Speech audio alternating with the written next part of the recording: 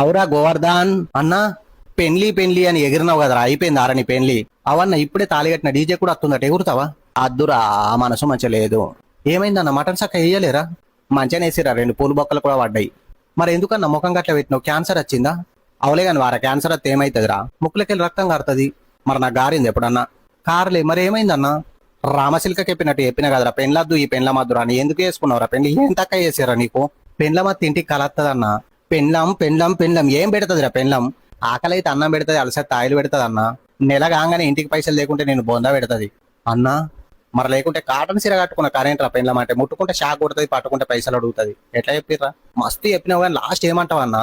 ప్రతి సంవత్సరం ఈ ఎండాకాలం ఎందుకు వస్తావో తెలిసేనారా? ఎందుకు వస్తుంది అన్న?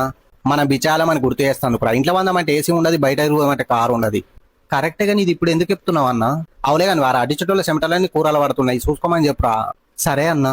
ఓకేరా, మరి నేను పోతా. బకెట్లో బట్టలు నానబెట్టి వచ్చిన, పోయి పిండుకోవాలి.